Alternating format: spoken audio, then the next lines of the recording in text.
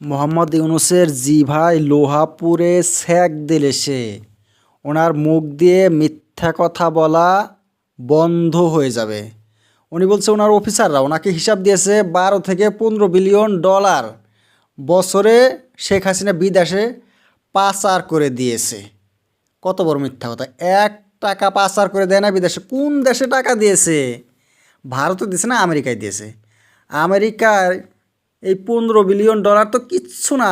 গরিব একটা দেশ ছিল বাংলাদেশ, তার শিক্ষার হার কত উপরে নিয়ে গেছে, কত উন্নত করেছে। যদি বাংলাদেশের টাকা বিদেশে দিত, আর কেন দিবে? কী জন্যে বিদেশে দিবে টাকা? উনি বলছে উনি চেষ্টা করবে, সমস্ত কাজ করবে সেই বিদেশ থেকে টাকাগুলো ঘুরিয়ে আনতে।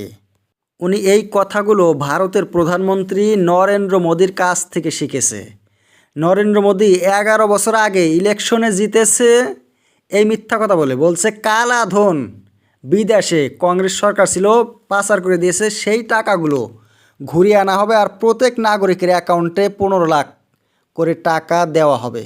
কিন্তু 1 টাকাও মোদি ঘুরিয়ে দেয় নাই বিদেশ থেকে এনে। উনি বলেও নাই কোন দেশে টাকা পাচার করে দিয়েছে। এগুলো সব মিথ্যা কথা। এক দেশের টাকা আরেক দেশে পাচার করে না।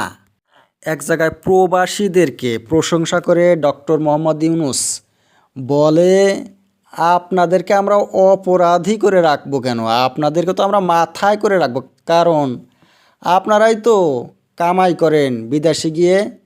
কিন্তু আমাদের দুঃখের বিষয় হইল যে আমাদের টাকা বিদেশে পাচার হয়ে যায়। এইখানেও উনি সেই শেখ হাসিনা টাকা পাচার করে দিয়েছে বলছে।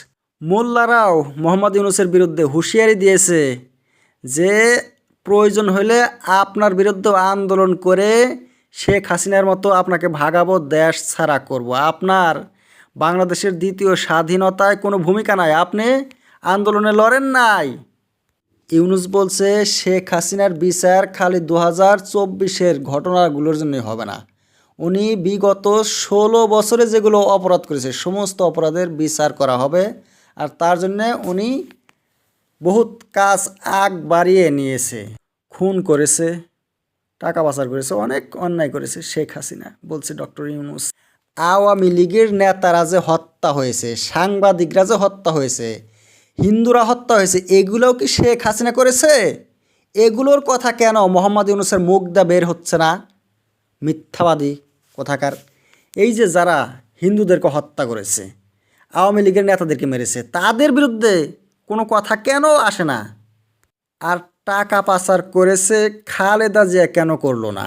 খালেদা জিয়ার নাম কেন ওনার মুখে আসলো না? খালি শেখ হাসিনার মুখে আসলো। শেখ হাসিনার সময় না, খালেদা জিয়ার সময় বাংলাদেশ ছিল সবচেয়ে বিশ্বের মধ্যে 1 নম্বর দুর্নীতিগ্রস্ত দেশ। এটা মোহাম্মদ ইউনূসের নলেজে নাই না? বুইরা হয়ে ওনার মেমোরি থেকে এগুলো হারিয়ে গেছে।